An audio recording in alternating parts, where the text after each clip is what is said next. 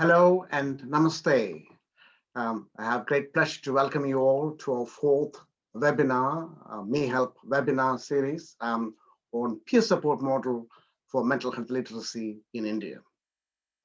So good evening or good afternoon for whichever country you're actually in. And I think it's a great pleasure to see you, a lot of people in this webinar.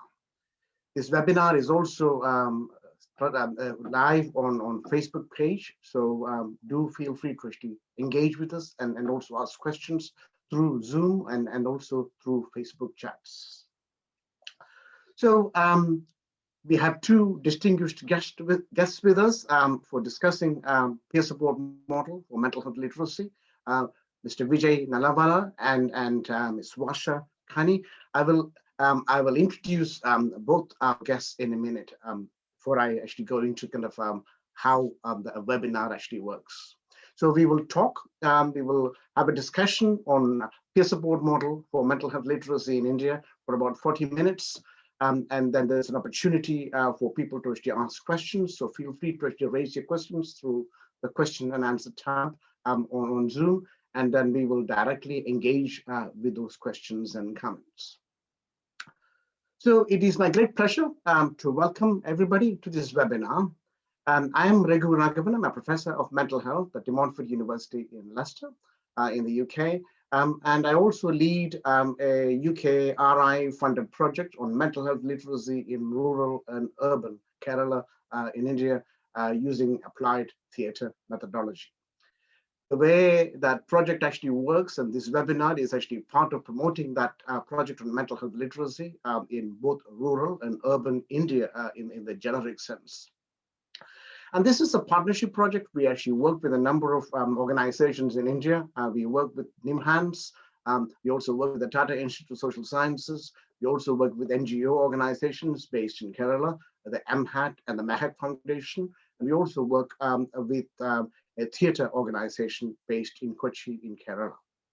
In addition to that, we have partners in the UK from my own university and also from Loughborough University in Leicester, and also from Middlesex University and also University College London as well.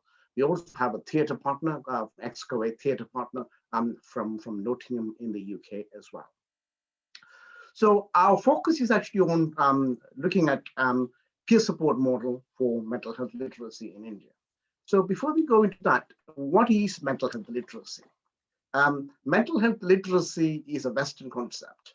Mental health literacy is beyond, it's much more than what we call mental health awareness.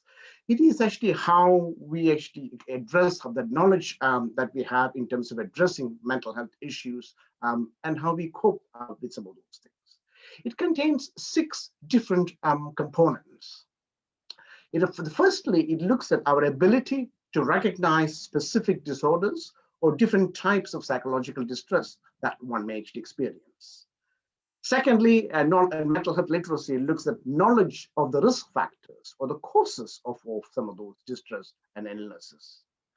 And thirdly, it kind of looks at self-help models, self-help practices that we can actually adopt in our own lives in terms of managing them and also recovering from some of those distress and illnesses. And fourthly, kind of looks at knowledge about professional help that is actually available. What kind of professionals are out there in terms of offering help and support if you require that. And fifthly, and most importantly, and one of those things is actually looking at attitudes that facilitate and promote the recognition of distress and mental illness in terms of looking at how we eradicate stigma, because stigma plays a major role in terms of how people seek help, and also the knowledge surrounding mental distress and mental illness. So obviously, stigma is actually a very important factor. So attitudes that promote that recognition and management is actually very important. And sixthly, knowledge of how to seek proper mental health information, because there's a lot of negative attitudes, negative information around what are the kind of proper ways and what are the kind of evidence-based ways of actually looking at mental health and how it might actually help you, your family, or your friends and your social network. That is actually very important. Because low mental health literacy is always associated with stigmatizing attitudes, and hence people don't actually seek help. People tend to actually suffer in silence, and they don't actually address their own issue or their friend's issue or their relatives' issue. So it is very important that we understand what is mental health literacy. And in this particular context, I'm very proud to actually associate with Mr. Vijay Nallawala and Ms. Varsha Kini in relation to looking at peer support model for mental health literacy in India. So let me introduce our distinguished guests. I will go for ladies first. Ms. Varsha Kini. Varsha has been working in the corporate sector for the past 13 years. She's also the owner of the t-shirt brand Mandala Tees by Varsha Kini. She's also a co-founder of India's corporate improve troupe Kaamedy Inc. And Varsha is very much interested in art, and art has been a big and important part of Varsha's life. She says that there is no problem in the world that cannot be solved through art, and that is her life's motto. Varsha also brought into her life various artistic ways of coping with depression and anxiety when she was actually diagnosed 3 years ago. So welcome, Varsha, to our webinar, and thank you for agreeing to participate in our webinar. Now I have great pleasure to introduce Mr. Vijay Lalavalan, author of the book A Bipolar Journey from Torment to Fulfillment, published globally in 2015. And his story was also featured in the book Heroes Amongst Us. He is a founder of Bipolar India, a pan-India peer support community for persons living with mental illness and their families, which was actually founded in 2013. As an entrepreneur for 30 years, Vijay has lived expertise of recovery of overcoming bipolar disorder. Vijay firmly believes in the holistic approach to healing, and that recovery needs to encompass all important aspects of a person's life. With his team at Bipolar India, he is working on the initiative focused on livelihoods for persons living with mental illness in India. So great pleasure to actually have you, Vijay, with us to actually discuss this important theme of peer support. Peer support is an essential and integral part of well-being and recovery, and also creating that knowledge and mental health literacy in the field. So welcome, Vijay, and welcome, Varsha, to this field. So can I start with you, Vijay, in terms of, can you kind of tell us about, because you have vast experience of working with a range of communities in India in terms of mental illness and mental distress. And so how does the peer support model work in the Indian context? Thank you, Dr. Raghu Raghavan. Firstly, please accept my gratitude for this fantastic opportunity to showcase how our peer support model is making a difference in lives of people. And thank you for our co-member Varsha Kini to agree to be on this webinar. Good evening to everybody in India, and of course the timings that were according to wherever you are. A little bit of a backstory would be in order here, Dr. Raghu Raghavan, about how I realized the importance of a peer support community. The onset of my bipolar disorder symptoms initially occurred when I was around 14 years of age. Right, in my adolescence, as they typically do in many of these serious mental health conditions. And the diagnosis happened a full 40 years later, 26 years later, when I was at age 40, right? So, of course, I'm talking about the late 70s and the early 80s, when awareness was even lesser than what it is. Even it would be maybe a small percentage of what the level of awareness we are seeing today. So I noticed there was a huge vacuum of not only awareness about conversations around mental illness, and the need there. And from there, I realized there was a need for such a community, right? So it began with a personal blog of mine where I shared my story about living with bipolar disorder and recovering from it. That was way back in 2012. And the feedback that I generated from that one blog post um, led to some kind mentors suggesting that this needs to be taken to some other level to really make a meaningful difference. So to cut the long story short, that is where Bipolar India got originated. We began as merely as a web portal to initially to make people aware about what the mental health conditions were and how to cope with them. And gratifyingly, we got feedback on the portal. The prevalent stigma prevented people from responding also in the form of comments or messages. That was the level of stigma prevalent then. And but gradually we saw the conversations happening, people saying that, yeah, I know so and so person living with this, or I myself am living with this. And that was the beginning of our peer support community. Few years down, that was, we started the website in 2013, May 2013. And but I think the first big critical step, I mean, in taking, the formal shape that it is now, contributing to people's lives, is the offline avatar, I would say. Yeah, when we started our monthly peer meets in Mumbai, so that was 5 years ago, and we have been meeting every single month since then. Of course, the pandemic has brought a halt to all that, but we have continued on the online forum, and we have conducted some 20 meets and webinars in this duration. Yeah. Now, what the community does is it encompasses people living with mental health conditions, and more importantly, also we don't consider that completes the ecosystem, because families are an integral part of the whole ecosystem. So our members also comprise families of people living with mental illness, right? And our endeavor is to impart a holistic healing approach to the whole process, right? Although for severe mental illness, the biomedical model cannot be discounted. We are not trying to say that that is not important, but we also emphasize on the self-care and the discipline model that one has to sort of impart on ourselves to sort of reach a sustainable level of recovery, and going forward, reduce dependence on medication and increase functionality, which is so desirable. Yeah.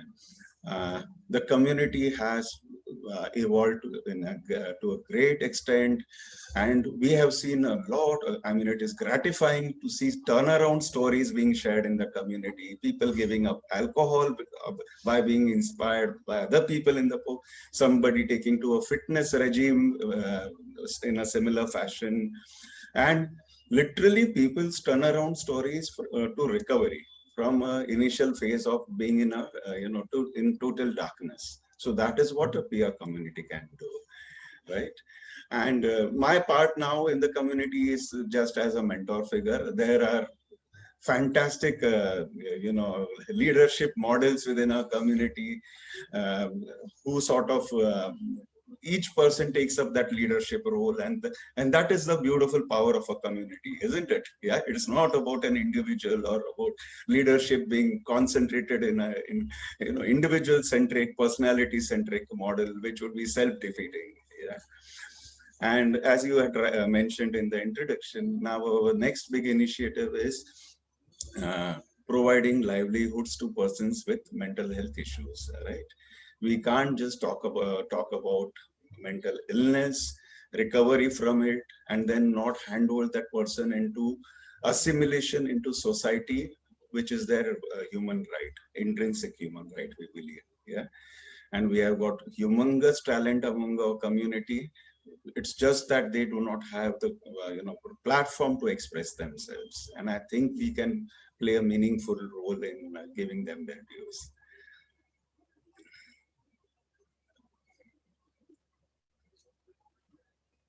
Yeah, you are on mute, Dr. Raghu. You are on mute. Thank you for that. And I think that's very exciting way actually how the whole thing actually started. So how does the support model come through? Is it actually mainly through the kind of monthly meetings, or other ways of actually supporting the whole family? Intrinsically, Dr. Raghu Raghavan, um, we are connected virtually through a Telegram app. So we have used innovation to sort of beat the problems of distances and time. The people living away in far away, secluded areas in India, which we cannot reach in that offline model. That's at this stage it might be difficult. Yeah, so we are trying to innovate and create a community which can reach every single nook and corner of India. So we are connected on a Telegram group, yeah, which is a peer support group based on Telegram, which acts also as a virtual 24/7 helpline. So you can not imagine the level of distress which is expressed by certain people who are in deep struggle, and the kind of rallying support that we observe in the community. It's awe-inspiring. People themselves going through great strife do not hold back in lending support to others. This is how a community becomes a one vast family where we resonate with each other's struggles. You connect with them, and there is that deep level of empathy and compassion built up, where we do not sit in judgment. We know that what the person going through is not something that needs validation. It's for real. Yeah? It's not for us to even validate that. Yeah, it is just about how we can be of help at that point of time, if we can indeed. Yeah? So that is there, and then of course we have the support of our panelists who are professionals. We have Dr. Milan Balakrishnan, who is a consulting psychiatrist attached to Masina Hospital. We have Abhabi Bhagwagar, who is a psychologist. We have Zinat Jahan, who is a psychologist and a life coach as well. So if there is a need for intervention at a deeper level, these people can be called in to step in. But by and large, it is for us and by us. So we don't see much of intervention happening at the professional level. So we maintain the nature of a peer support community as it is meant to be, right? Thank you very much for that. Can I now go to Varsha? Varsha, how does the peer support model work in your context, and how do you think it is actually work among women mainly, and then also the family groups? Yeah, so I firmly believe this might sound a little sadistic, but I think there is not a bigger comfort than knowing that your problem is not unique. And a lot of times it so happens when you are in the lowest of your depressive phase, you think the problems that you're going through or the feelings that you're getting is unique to you. And then you just clam up and not talk to anybody, or probably there isn't anyone available at that moment to talk, which is where the peer group comes into picture. Because today we can just pick up the phone and ask in the group, is there anybody I can talk to? And instantly you would have at least 5 people responding to you immediately. And the beauty of that is I know that these people are going through a similar situation, if not exactly same. So it takes a lot of pressure off of you to explain everything from scratch to them, because they know what a person with mental illness would feel at that time. If I'm saying I'm getting a panic attack, for example, so these people would know what exactly I'm talking about. Nobody is going to tell me to snap out of it, for example, right? So that is one thing that is so crucial. I mean, the environment that Vijay sir and all the senior members of the group have created is marvelous for us. I mean, it's God sent. The second thing is, like Vijay sir mentioned, that this group is not only for people suffering from mental illness, but also the caregivers or the family of the said people, which is very important because there are so many things, so many perspectives that were brought within the group that helped me have a better conversation with my family. Because somehow I think you can have an honest conversation with someone else's parent than your own a lot of times. So a lot of times when parents of some other person would tell us that we are not understanding why our kid is behaving in so and so way, that is when it struck me that probably my mother or people in my house are struggling with the same thing, because I'm not able to express what I'm going through. So it kind of gives you a holistic support system, not just at the time of your panic attack or when you want to talk. There are so many things, important things that are discussed within the group, like Vijay sir mentioned about giving livelihoods to people. So we get to know a lot about that. We discuss a lot about getting medical support within the group for the illness, because all said and done, this is like any other illness that incurs some medical cost. And today in India, it is very important that we have information with us, because most of us are really clueless about it. So Vijay sir and a group of people like lawyers that Vijay sir has included in this, all of that gives us so much of confidence in whatever lifestyle changes that we need to make in order to, like, you know, maintain this illness. I think it's very important. I mean, it next to therapy, if not more than that, I think a peer support environment is required for everybody. Okay.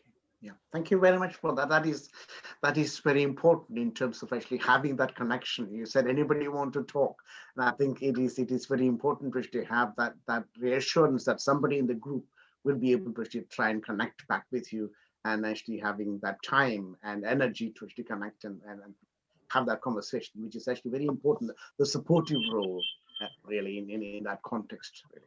Okay. That's good. So how does the kind of Vijay, if I could come to you on this, how does mental health literacy come into all these kind of conversations? In terms of how do you how is the group being empowered with mental health literacy? Now, in the Indian context, this couldn't be a more relevant question, Dr. Raghu Raghavan. Okay, what is the typical situation in India? All right, I land up at my psychiatrist's office. He talks to me about 5 minutes. There is a diagnosis. I'm handed out a prescription, and okay, you see me later after a week. Is this the kind of psychoeducation that I seek, or my rights demand? Yeah. Yes. So there have been innumerable cases of people within our community who had not the vaguest idea about their condition, what they were grappling with, what were the red flags to look for, what could be the way forward to recover from it, because there was no support coming from the professional who was supposed to be the source of help. Now, I'm not being caustic here. The ground situation in India is, you would know very well, psychiatrists, there is a massive gap between demand and supply. So a psychiatrist might be, overwhelmed with the number of clients he would be seeing within a day. So these are the real scenarios. But be that as, even if that is the fact, from the user perspective, is that going to be empowering for the user? Just being told that this you have bipolar disorder, you have schizoaffective disorder, you have general anxiety disorder, and not being handled to be told how you can live with this illness, how you can recover from it. This is where I think we play a predominant role in the mental health literacy part. All right. The psychoeducation part of it is very, very important to our model. Yeah, making people understand. We cannot fight something which we don't understand well enough, can we? Right? So essentially, the battle begins in the darkness, as it began with me when I was in my adolescence, not even knowing what I was struggling with, right? And this continues at various levels, even after diagnosis, because the diagnosis itself is not adequate information, right? We need far, far more information than that. So not only theoretical knowledge, our experience sharing. Varsha also said about that, and that was so powerful when we the simple thought that what I am living with is not my issue alone. There are hundreds like me, right? And some are in even worse strife than me, and they're still sort of managing. Yeah, that gives you immense hope. Second part of it is, unfortunately, psychotherapy is not a model which is really recommended by psychiatrists in India as a parallel means of recovery, and which we strongly believe in is depending on the phase a person is going through. Yeah, it's not, might not be necessary all through, but in the periods of certain periods of deep struggle, it is definitely necessary.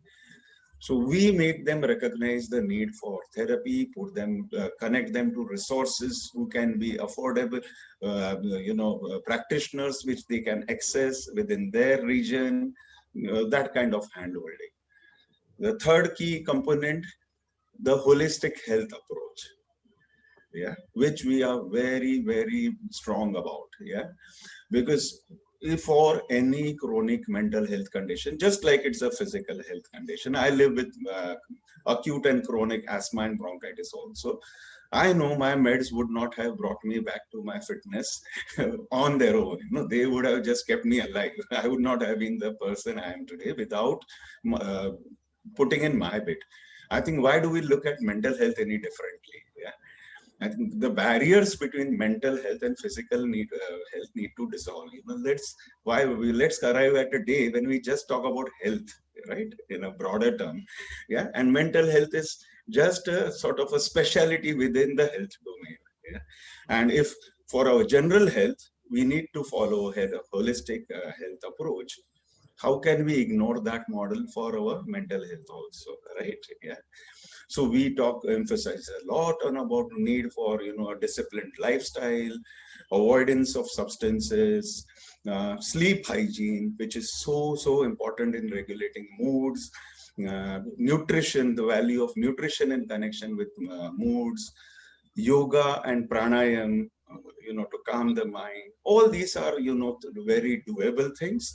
And plus, it's not only about imparting that kind of knowledge. We actually conduct sessions for our community to learn these modalities, right? So we have an in-house yoga kind of, an associate who generously conducts yoga sessions. One of our own community members, Ramya, is a yoga therapist. Varsha herself is an art therapist, which is also part of the holistic model. And there are several others. And we have conducted art therapy sessions. I mean, interactive sessions. All these are interactive sessions. It's not just about training, and the people don't actually practice this. So that holistic health approach is the other component. The other one more component about it is rights and laws. All right. When we talk about psychoeducation is it doesn't have to be limited through the narrow lens of the illness perspective. Yeah, what about the human rights angle? Yeah, there are a lot of empowering acts that are already there, enacted. The Rights of Persons with Disabilities Act 2016, the Mental Health Care Act 2017. Many of our community members were not even conversant with these acts and how specifically they can be empowered by the clauses in these acts. They are not aware of these things. For instance, health insurance needs to cover mental illness. Now, although that is part of all the guidelines and this has become a mandate, but we see a gap between the law of the land and implementation. So handholding our community in those important aspects. All right, Dr. Raghu Raghavan. And then in general, taking them beyond that domain of illness and, to the, which is so important, to that wellness kind of a, attitude and approach. Attitudes and approaches are so important. You talked about stigmatization. Of course, we face stigma from society. But what about our self-stigmatization? The auto-conditioning which happens over the years, it's so crippling. A community helps people overcome that to a large extent, I feel. So in broad, I would say these are the areas, and the ways we sort of And once, of course, I hope I'm not taking too long. We have stood by our members even in crisis. That's where it counts. I mean, just being a virtual network of, just chatting or just talk therapy or, having help needs to also be taken to the next level. So supported admission to hospitals in really full-blown stages, we have facilitated that also, in the community. So I think a peer community cannot stop at even, this is not our area of functioning, right? We need to go to the whatever level we can to be of help to people in crisis. Yeah, yeah. No, thank you very much for that. I think that they kind of thank you for outlining all those 5 components which are essential in relation to connecting with the community and also being a support group and also being self-help mode and all those kind of context. And I think you also touched on an important point of human rights. And I know there are very few, I think there is only 1 or 2 insurance companies in India that actually provides life insurance if you have a diagnosis of mental illness. So human rights is actually quite crucial. I think you also mentioned about the health model. Obviously, we all know there is a slogan that there is no health without mental illness, mental health. There's no health without mental health. So and I think it's important to try and address that. So thank you very much for that. So now, can I come to Varsha and ask about in terms of how does especially among women in India, in terms of how does the mental health kind of literacy context work through the peer support model? Yeah, so like Vijay sir explained that there's a lot of stigma attached to the mental health illnesses in our country. And to add to that, we have gender bias against women anyway, right? And not to take away from any of the male members of the mental health community, but women in India, because of the sheer design of how our family functions, gets burdened with, so to say, more responsibilities, especially if you are in a married setup.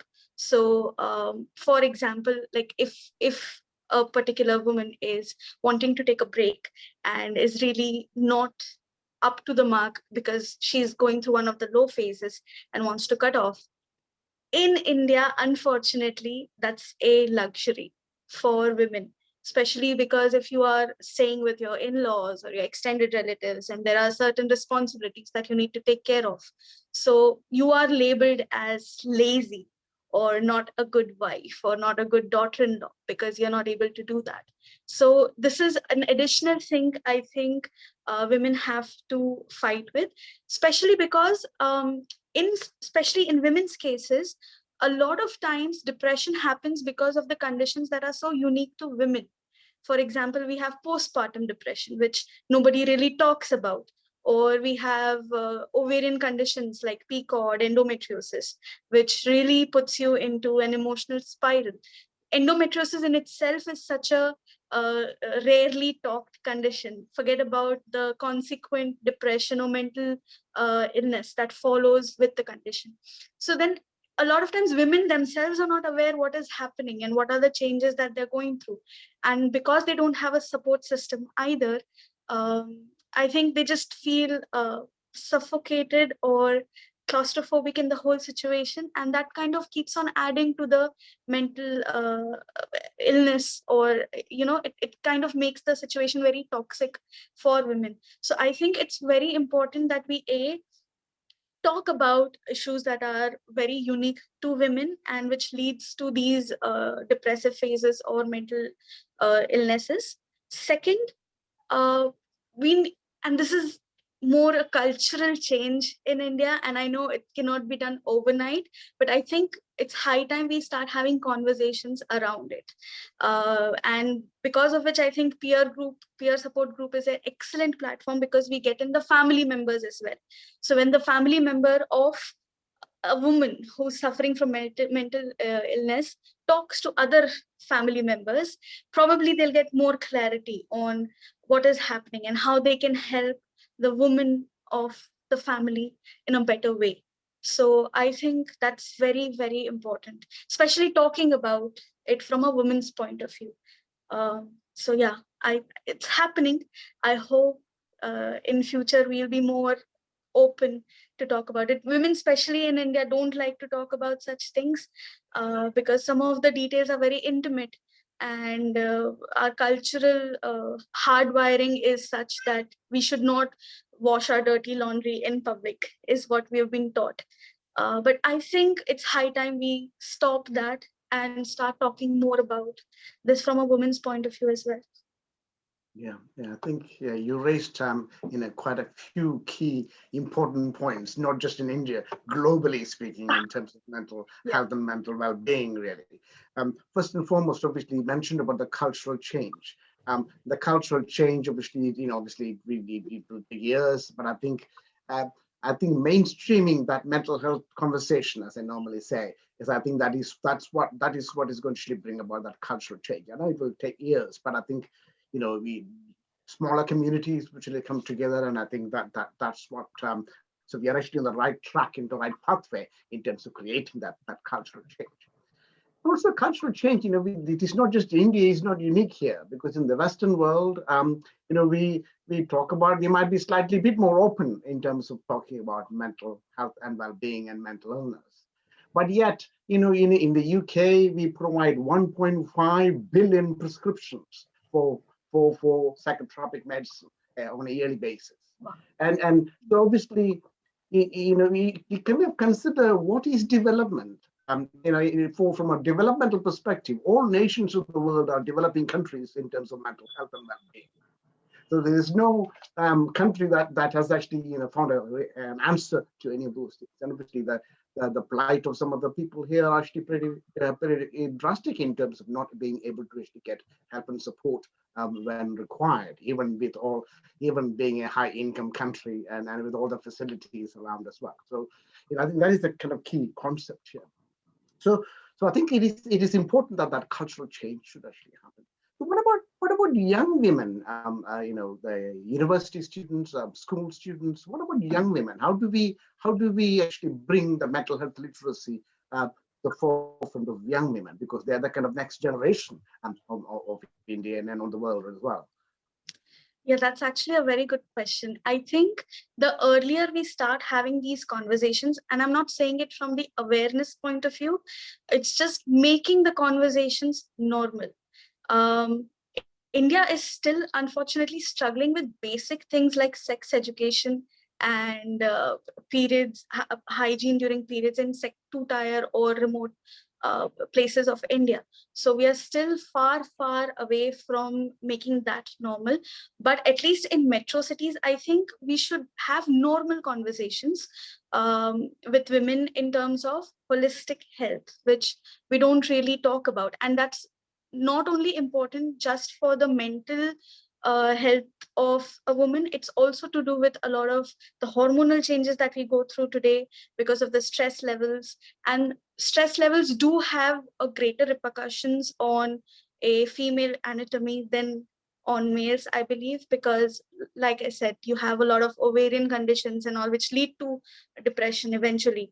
So overall, educating women for having a holistic life, having a work-life balance right from the beginning. India is known for producing workaholics and not giving importance to having a work-life balance. So if we educate young women right from the beginning that these are the things you need to give importance to as well.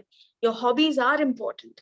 Your extracurricular activities are important, and you need to pay attention to that as well.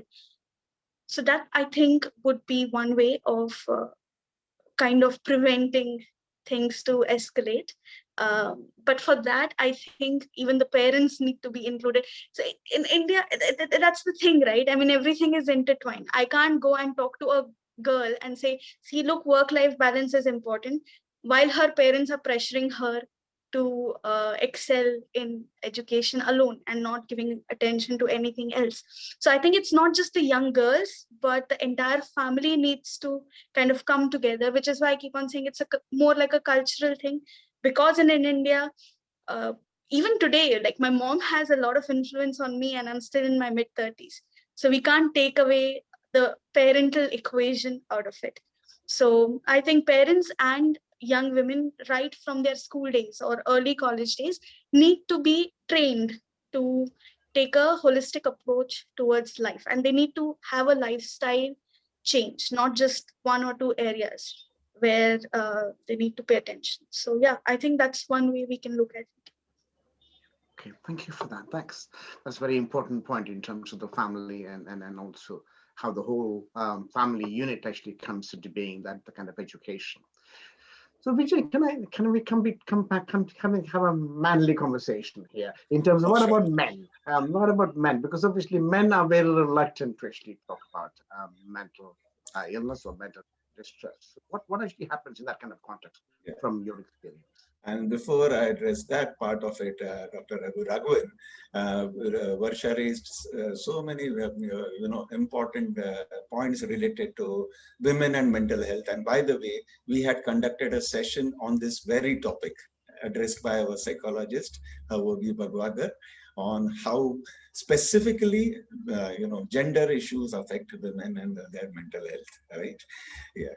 So this is again a glimpse of how we go beyond the realm of a typical definition of psychoeducation, yeah, and sort of touch other topics. Coming to the question of the male sort of perspective. Now, in fact, I think being a man in India is a burden of a kind also. The patriarchal form of society puts too much of onus on the man in the house to be sort of, be the leader, claim responsibility for everything which is going right or wrong in the house, okay, be the main breadwinner. I mean, that's how we are hardwired. I have come up from a joint family, and we had very strong men in our family to look up to, people who we respected and even feared, literally, right? So indirectly, I imbibe those kind of values right from my childhood, that I must own up for my responsibilities. I can't hide behind excuses and those kind of things. What it does it, that every small failure sort of gets magnified, right? And as you said, owning up to mental health issues might be a bigger challenge for for men than it might be for women. I don't know how really it translates in real life, but there is some research which says fewer men are willing to seek therapy and support than women do. So that's one part of it. The second part is again. I would say, which is in support of the women. In my, all my experience, if I were the person in a family living with a serious mental health condition, the chances of me getting support, medical, access to medical treatment would be much higher than my wife having the same problem. That's how things stand, if we don't mince words. Right? Because a woman's problems might be brushed under the carpet. Ye to women ka issue hai, the way we talk about such things in India, right? The cultural baggage we come up. Not every part of our culture is something to be admired, and we need to evolve and retain our values and move ahead and embrace those which empower us. So those kind of cultural sort of conditioning aspects which brush aside the issues of women, which Varsha rightly mentioned, which she has also experienced in her own life, that is experienced by a lot of women. Okay, and it isn't limited to rural India. That happens even in modern houses in India, in very high-profile, educated kind of families as well. So in that context, a man is more likely to get all the support from parents and in various contexts than a woman can, and that is something that we should endeavor to change very strongly. Yeah, that's true. That is very true.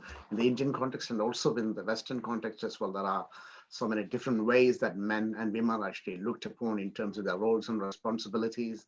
I think understanding them, but not actually shredding away the kind of cultural roles. But I think, trying to kind of having the blending with that is actually very important.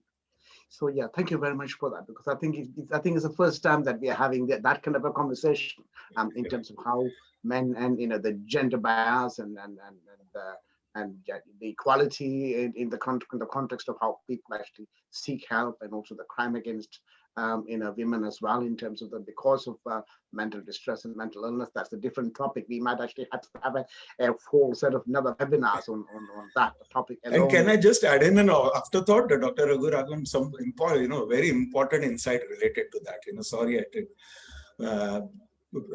Varsha mentioned about postpartum depression. When my child was born, I always wanted a girl child. We were gifted with a girl child. And I went through a depressive phase, a severe depressive phase. It is much later that I came to realize there was something such as postpartum depression, which men experienced also. All right. So these are also issues related.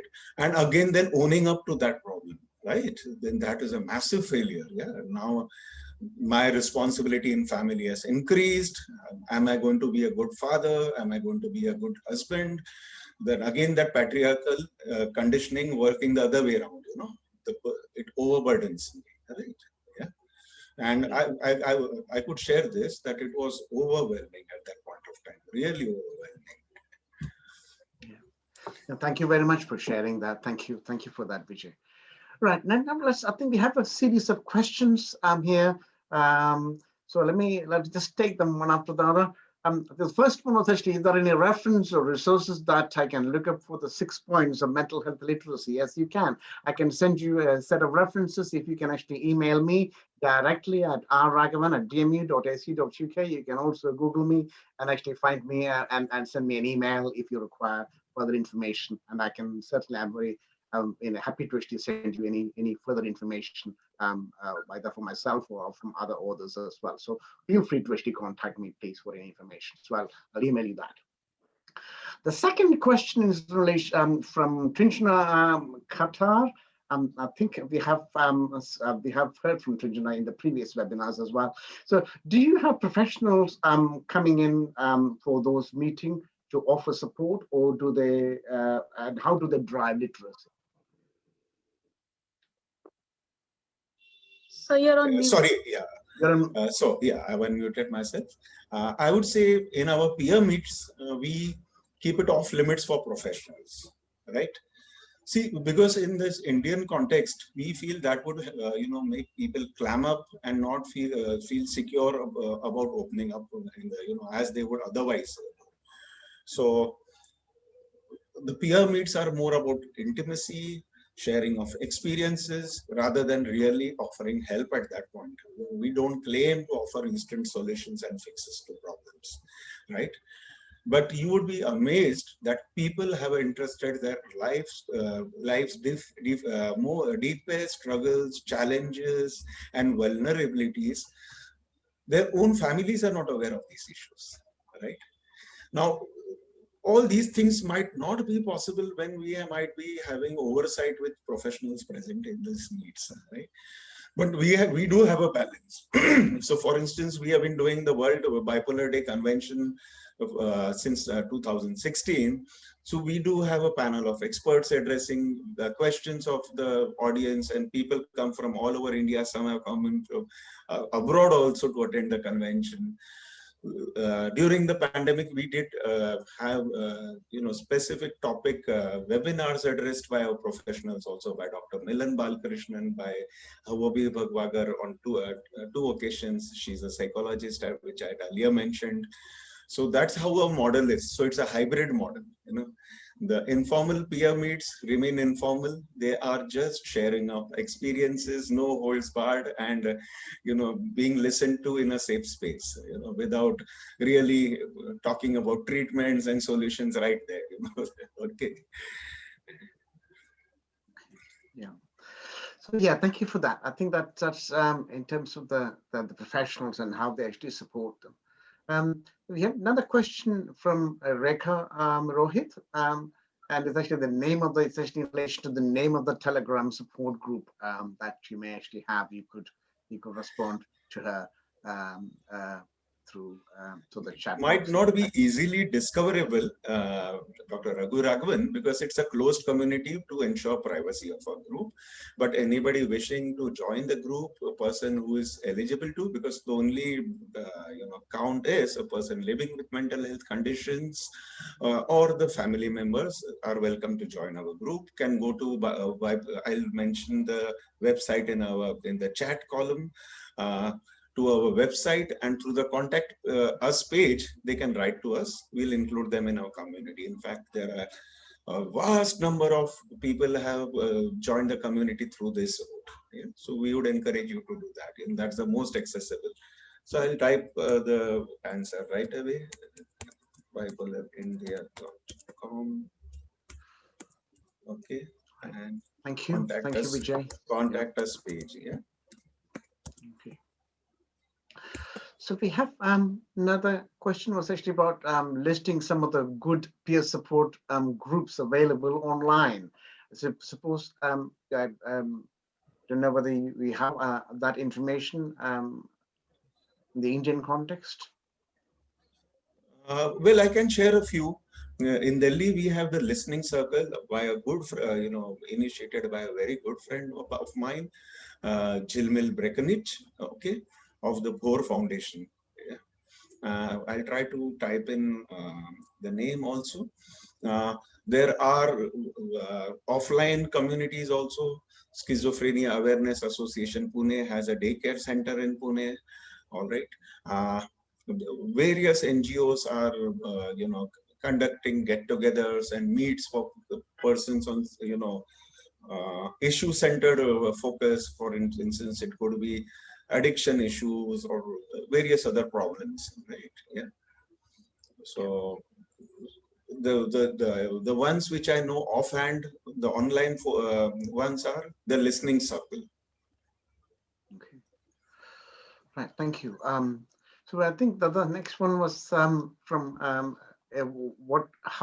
where can we find psychoeducational resources within the Indian context, I assume. So obviously, now that you mentioned it, Vijay and Varsha, people can contact you through the website. I think there is a website information that is available, then they might be able to try and link up with that, because there's a lot of psychoeducational information on the web as well. But I think you need to be careful as to what is genuine, and there's a lot of information that may not be that much relevant to what you're looking at. So I think it's important to go with the organizations like Bipolar India, because they're a genuine organization trying to support people. So I think going through them will actually get you a lot more reliable information and I would like to add here, we have a resources page on the website, Dr. Raghu Raghavan, especially with the Indian context. All right, because there are numerous websites which are of global renown and which can be tried and trusted. For instance, for caregivers of persons living with bipolar disorder, we have created a caregiver's manual as well. All right. It's a booklet which can be downloaded free of charge. There is a dedicated booklet created for our community by the Minds Foundation in collaboration with us. That is for caregivers of persons living with depression. We have also links to the various acts which I have referred to earlier, the Mental Health Care Act 2017 and the Rights of Persons with Disabilities 2016 in a very simple to understand format. Because if a person goes through the legalese, it can be daunting, it can be overwhelming. So we have tried to make things accessible to people, so which is digestible and can be put into action in a meaningful way in their lives. Okay. Yeah, yes, also the documents which Vijay sir mentioned, they're helpful for you as a mental health patient yourself, because I went through those documents and then I knew what exactly I need to ask my mom to do. Because a lot of times what happens is caregivers are clueless on how they can help you. And when they ask you, let me know how I can help you, a lot of times I myself don't know. what I require from them, right? So if I go through these documents, I have a good jumping off point to start a conversation with my family, saying that, okay, can you do this for me? Then it becomes very specific. And then you have kind of a disciplined starting off point on dealing with the situation as a family. So I think not just the caregivers, even people who have mental health issues, they can also go through these documents, even though it says for caregivers. Okay, thank you, Varsha. Well, I think we have a lot of questions on this Telegram support group here. So I think that was actually, can anybody, I think you may have touched on that earlier on, can anybody join your Telegram support group? Well, as I said, it's a closed group to ensure privacy of our members. So anyone, any person living with mental health challenges or their immediate family caregivers are welcome to join our group. Yeah. So because it's such a, it's so important to ensure it being a safe space, we need to screen every entrant, so the with diligence, you can understand that. But everybody is welcome. So there is no question of being a gated community. Of us, the reason for being a closed community is, I think, would be obvious. Why? To protect our people, who are vulnerable to, Okay, thank you. Introduce. Right. The next one is actually on men. So as Mr. Vijay mentioned, that men are more likely to garner support from their family.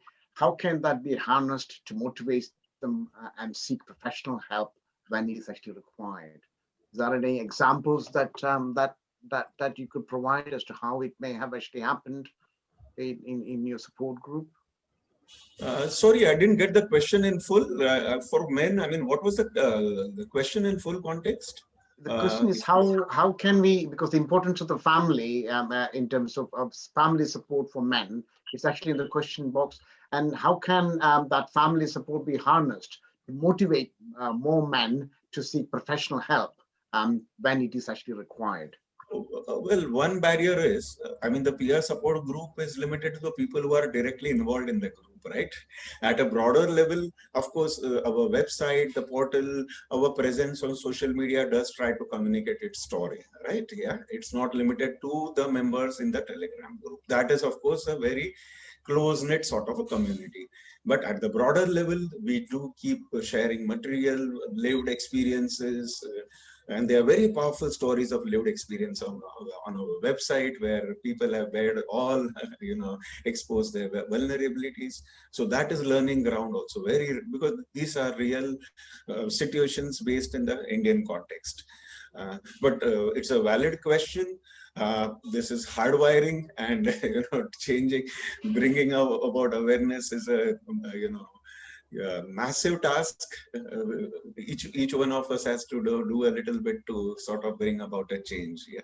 So in this context, having families as part of the group plays a dual role.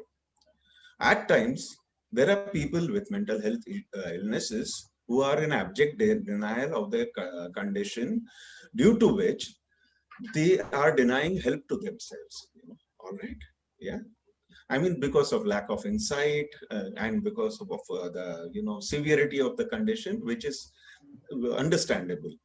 So there, the family caregivers can be handled into sort of how can you be more supportive to such a person. And then there is role reversal.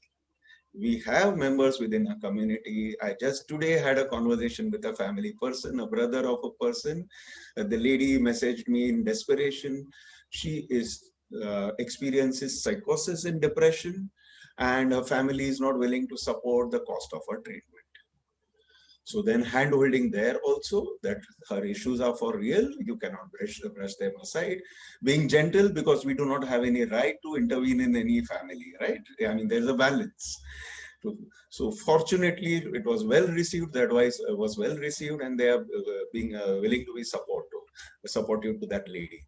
So it's not only about that one gender. So there are barriers, there are preconceived notions, not only for persons living with the condition, but also people around them in their families, that treatment is just, something which is thrust upon us and not needed. Yeah, Varsha needed to say something. Yeah, I just to add to what Vijay sir said, it's very true. I mean, like I said earlier, awareness is one thing. We need to go beyond that now and have normal conversations around the mental health issues.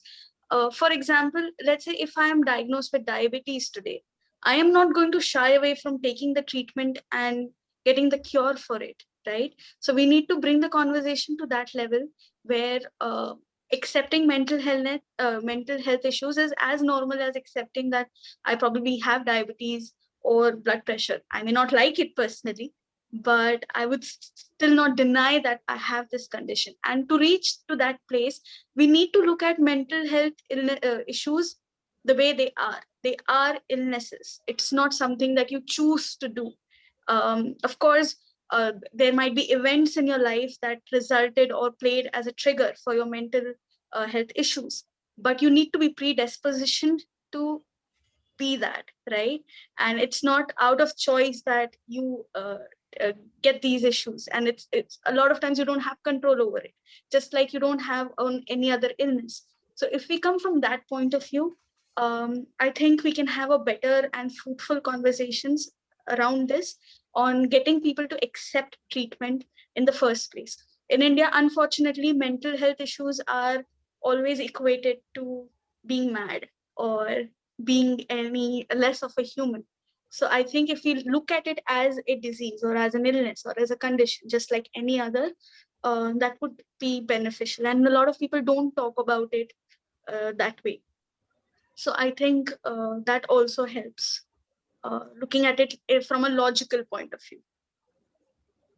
And Dr. Raghu Raghavan, and to add to Varsha's point, the whole problem about the invisibility about mental illness, right? Yes, yes. We tend to understand what we can see, the symptoms we can easily relate to, understand. For the lay person who is an observer from the outside, even if it is an immediate family member, let's understand it's difficult for them to really come to, understand the condition, intrinsically. Yes. So sometimes, there is a barrier in sort of coming to that level of understanding that this is a serious illness, and no, this is not laziness or lethargy or lack of motivation or something to do with a positive, negative attitude, whereas this is a core issue which needs treatment and support. So of course, awareness plays a role not only in helping lift people who are living with mental illness out of that rut, but also ensuring that they get the support that they need to, to rally around them. Yeah, yes, that's also equally crucial. Go on, Varsha. Yeah, also today, I think more than 50 million people in India suffer from some or the other kind of mental health illness. So this is not something that is now a individual problem. I think it's high time we start looking at it as a collective team, because India is still on the radar for in whopping increase in the percentage of people suffering from depression and suffering from mental health illness, and looking at it not only from the emotional point of view, even logically, where it is starting to affect the economy of the country, or it's starting to affect the medical industry of the country. You are not isolated. You cannot think that, oh, it's her problem now, I am not going to be affected by this in any way. But that's not the place where we are at today. So I think right now it is a collectively nation's issue, just like any other mainstream medical conditions that we speak of. Varsha, I would like to correct you there. Actually, the figure is 150 million, not 15 million. Great. That is a National Mental Health Survey 2016, and a Lancet study subsequent to that places it to closer to 200 million. So this is another issue that despite being, we are not a minority anymore, but our voices are not heard because we are not a collective. We need to rally, around ourselves, build a, common platform, so where policymakers cannot ignore our voices as well. That's also very important, to create about meaningful change. So the numbers are staggering, so it's not about a niche segment in the country which lives with these issues. Yeah. True. I think it's an important point, really. And also, I think there's not all distress is actually an illness mode. And I think there's one must be careful in not trying to medicalize the whole thing, really, because everybody actually experiences distress. That is part of living. Not everybody is actually going to, well-being is not about being happy 100% of all times. Well-being is all about how you actually work through the stress and strain and go through life. But there are times when you are not able to manage that, when you actually degree tilts to more of an illness mode rather than a distress mode. I think it's important to understand that. But as just labeling just a condition does more harm than good. But I think diagnosis is important. Diagnosis is important for seeking help, but just pure labeling is actually does more harm. And also, people in general, media has got a major role to play here. And I think the thing is that people only understand mental illness from a severe mental illness perspective. They don't understand. That is, people don't understand much about anxiety, much about depression, and much about other kind of conditions at all. And I think it is the media has to play a major role in communicating to the general public as to what the issue is, not just a kind of a haphazard way of actually looking at mental illness and mental health conditions. Well, I would have a counterpoint to this, Dr. Raghu Raghavan. From the Indian context, of course, that is a big threat of medicalizing everything and labeling everything when there is no, valid cause to that. But I would say, from my vast, experience with, conversations with hundreds and hundreds of people, and from whatever I read from stalwarts in this field, it's the vice versa situation in India. There is severe underdiagnosis in India. The care gap is anywhere between 80 to 90%. So can you imagine just 10% to 20% of people living with mental illness needing intervention? That is again the National Mental Health Surveys, which I'm quoting, actually seek help. Yes. So, of course, we have heard about the medical, the pharma lobby, and how it pushes its own agenda, and everything is dealt with prescriptions. And there we have come with how we deal with things with a holistic model. But we try to seek a balance. For instance, just one small instance. Today, I have a lady called me, and she was recovering from depression. She was doing very well, and hers is not a severe condition. So I said to her that when you're going to meet your psychiatrist, I know the psychiatrist, just ask him, do I really need medication, or would therapy and a holistic approach also be adequate for me? I said, it's your right to ask him. Yeah, this is the approach we adopt. Yeah, but then again, it's a question of trusting the psychiatrist's judgment and the judgment in this process. And we ensure that we filter the persons we recommend to the members of our community. That is an important part of the psychoeducation process. Not everybody is scrupulous or ethical or really compassionate in their approach to people. So we try to build a database from first-hand sort of word of mouth kind of an experience, which is the most credible one, I would say, to try to help people to be connected to resources who don't look at things in the pure medicalized sort of perspective, and look at the person as a human being as more than as an illness who's walking into my clinic. Yeah. That's right. Yeah, that's right. Right. Can I move on? I think we have quite a few questions here. I think the next one is actually from Paul. Paul is one of my PhD students, and he's actually asking, do you think having an extended network outside the family network is beneficial when experiencing mood episodes? Yes. Yeah, Varsha, please take it. Yeah. Yes, I think it's very crucial to have that, simply because, like I mentioned earlier on when the session began, that to just know that you have someone who has your back when you really require to talk to someone, that itself kind of gives you that safe environment to begin with. And a lot of times, yes, family members, even if they're very supportive of your mental health issues, sometimes it's very difficult to explain what you are going through at that moment. right? And it kind of adds on to the frustration with all the good intentions that your family members would have to support you in it. Sometimes it just doesn't work because they are not in your shoes at any point. So when you have an extended peer support group where people have gone through similar situations, it becomes easier, at least at that point, to have a conversation with someone who understands where you're coming from. So I think it's very important. Sometimes not just you talking about it, sometimes when someone else talks to you, you may not have addressed that issue within yourself. Because sometimes a lot of people from the group, when they talk to me, I can clearly see that they're coming from a insecurity point of view. Although the situation looks like the external things need to be fixed, but it is something that within themselves they need to fix. And then I realized this is something that even I suffer from, which I hadn't realized on my own. So having this network of people kind of helps you for self-realization also. Also, when you're really, really in that space where you have no mental capacity to explain an outsider, so to say, what you're going through. So I think it's very important. It's, if not more than therapy, at least as important as a therapy session. I think these groups really help you.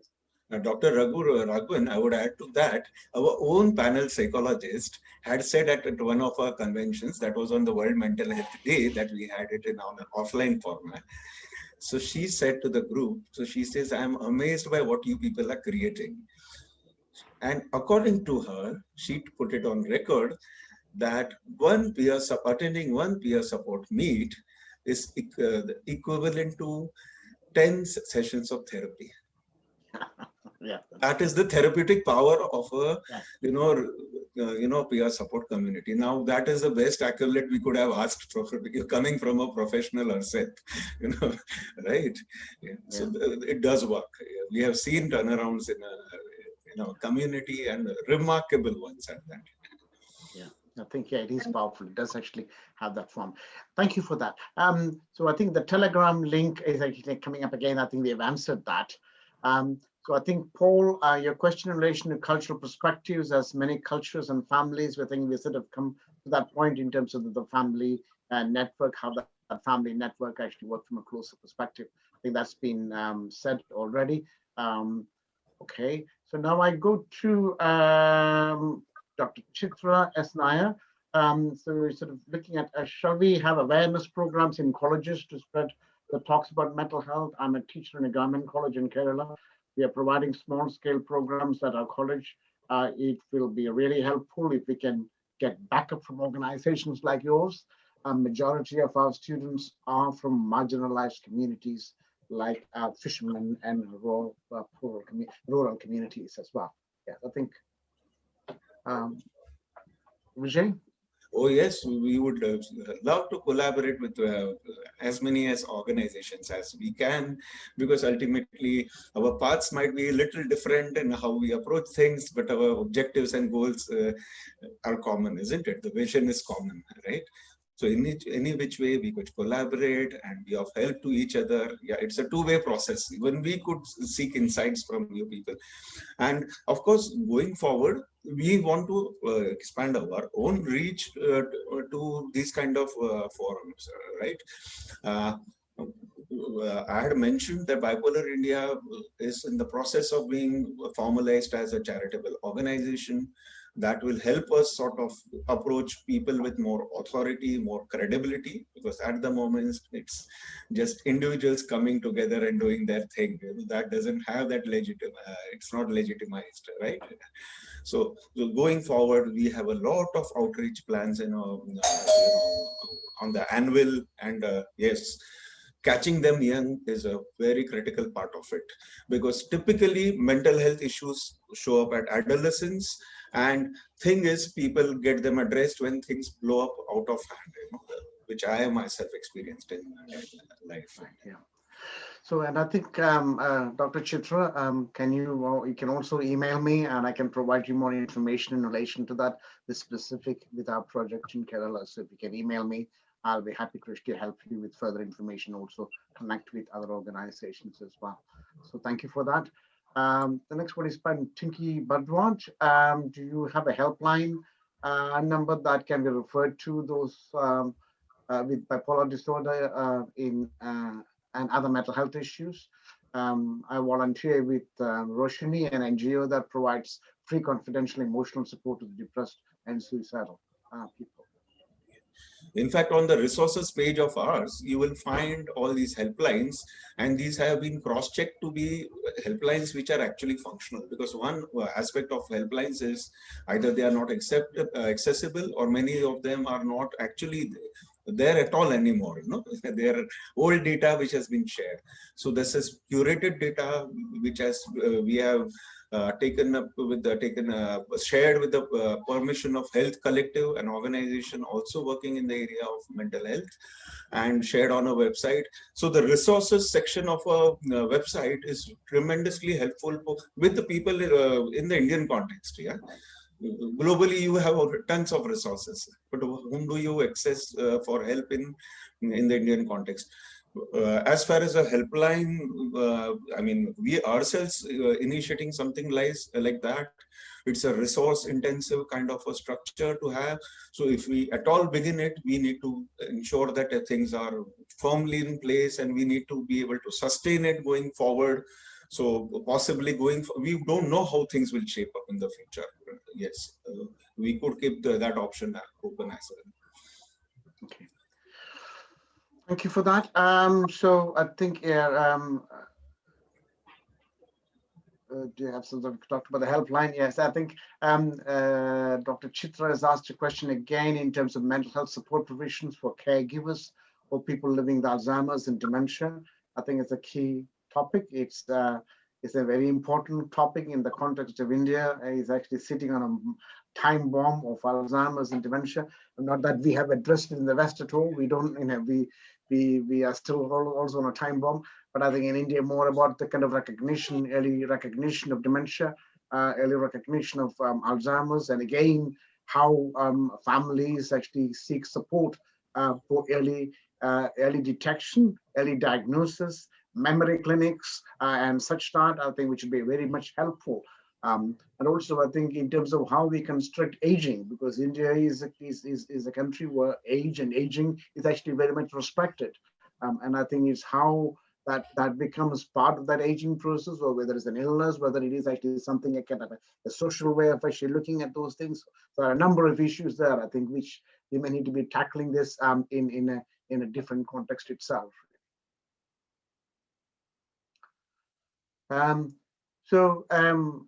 Can I also go to another question in terms of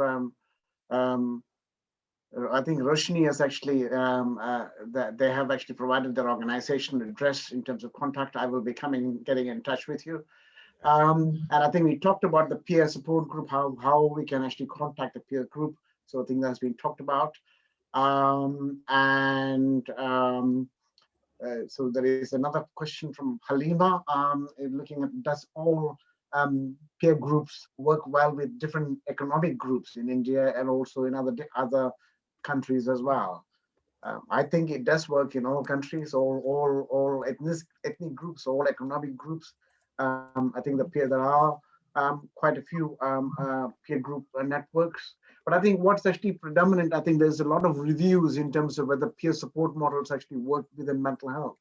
From an evidence-based perspective, some of the systematic reviews that we have from the Western way of thinking about mental illness, some of the systematic reviews actually say it is not that helpful. But that is based on a few empirical studies. Whereas if you talk to the users and families, it's extremely helpful. And I think it is the only forum whereby they can actually look at and actually address some of those issues and seek support. So I think from a user and carer and family perspective, I think it will be extremely useful as well. I'm just typing in somebody's asked us about our pages or social media presences that we have, Dr. Raghu Raghavan. We have a Facebook and Instagram. Yes, yeah, we do have it. So I'm just sharing those handles that people can connect and look for resources. Meanwhile, Varsha? Meanwhile, when Jeff is doing that, just to add to what Dr. Raghu had said, peer groups, especially in a country like India, where families are still waking up to ways of productively helping people with mental health issues, it becomes even more necessary because a lot of people would not have that conducive environment at home where they can express themselves, or where they can uh, voice out their concerns about their mental health illness or what they're going through. So I think in a country like India, specifically, peer support group system helps immensely. Yeah, I think. So I would have to right now. I think we have about 7 minutes to, because it's nearly coming in an hour and a half. Interesting conversation, loads of questions and vibrant discussion. I think I like this, and I think it's a lot of people actually asking a range of things. That's exactly what we want from these webinars in terms of having that conversation and mainstreaming mental health discussion, as we say. So. And I think if there are any further questions, do follow us on our Twitter, Facebook, and also you can always email us about any questions or support or resources that you may require as well. So MeHeLP, you can Google on MeHeLP and you can find all the information in relation to the project. Actually, Vijay is very proficient on Twitter, and I think he and Twitter and Facebook pages of Bipolar India, and I think we'll be able to try and connect with them.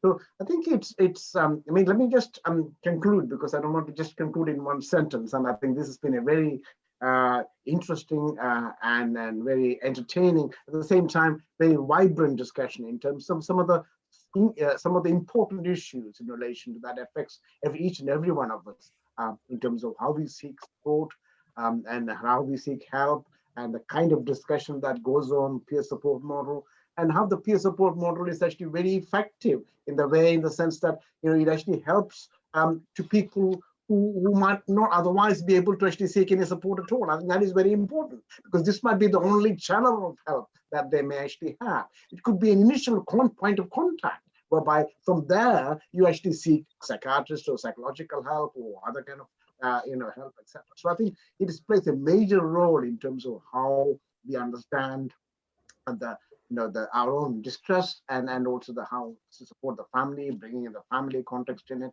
And also the young person context as well. So I think the peer support model is very effective from that perspective. And also many people who actually attend the peer supports always rates them very high. And I think, so this is a time whereby we have to actually listen more to the mental health users than to the mental health evidence that actually exists around the world, because evidence is not always, the evidence is good, but I think you need to actually have abundance of evidence to actually prove anything statistically right. So I think it's important that users' experience, the expertise, the lived expertise, there is no better evidence than lived expertise. And I think that is what is crucial. And I think that can connect to many things that the Western psychiatry can't actually provide at all. So a final point from you, Vijay, and also from Varsha. Varsha, over to you first, please. Yeah. Sorry. I said. Right. I think this was a wonderful session and very important because in India, even today, although people are more aware about the mental health issues, it's predominantly still something that celebrities have, or people really kind of equated with celebrities, because only celebrities so far have come and spoken about their mental health issues. So I think it's important for commoners like us to talk more about it, so that people are okay to talk about their own issues in a safe, normal environment, and B, those who don't understand this understand it in a way that this is just another illness that we need to take care of. It doesn't really take away anything from a person who's suffering from mental health issues. So you don't have to look at them differently. You don't have to kind of walk around eggshells around them all the time, or have any kind of bias around them. So I think more of these sessions would definitely help in bringing about that change. So I'm very happy to be a part of one of such discussions. And hopefully more and more people will come forward and talk about their experiences. Thank you, Varsha. Vijay, a last word from you. Firstly, to thanks a lot for this fantastic platform, and I hope that our messages and our conversations have, instilled hope in people who are, in great difficulty, or even in other people. Maybe they might be inspired by ideas, because this kind of a model needs to be in every nook and corner of India, whether rural India or an urban India. It doesn't need to be limited to bipolar India or whoever else is doing it, right? So there needs to be replicas everywhere, not necessarily replicas. I'm not even demeaning anybody else's intellect to say that they would be just replicating us, but that could be a starting point for them to do something of the same scale.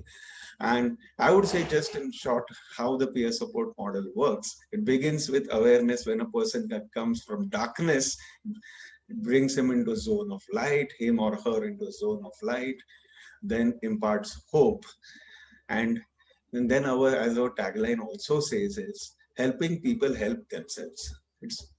Who are we to help them, right? It's helping them to be the best versions of themselves. That's the core way our community functions. Yeah, thank you very much, Vijay, for that. I think Varsha mentioned the point, commoners like us. It is the majority of the world's population is like commoners like us. And so I think it's important that we talk about that perspective. So, and I think from my perspective, this might be a beginning that we might actually have a more broader, longer conversations on different ways of actually doing things. And I think, obviously, as we touched on the very beginning, no single organization can actually go it alone. There has to be collective network of NGOs, and NGOs actually do provide valuable support models for the individuals and families.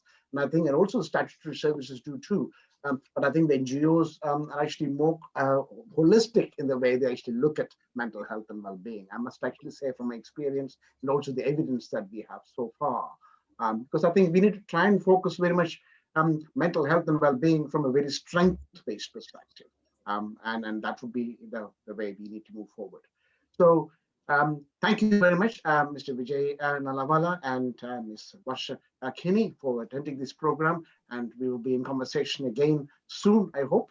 And also thank you all for all the valuable questions and the interactions. So follow us on our Twitter, Twitter, Facebook, and also from our YouTube. The whole program will be recorded. It's actually being recorded, and also will be on YouTube for circulation and for you to actually interact with us online. So once again, a very good evening and a very good afternoon from the UK. And thank you very much indeed, Vijay and Varsha. Very valuable to have your viewpoints, and let's proceed with more conversations on mental health and well-being.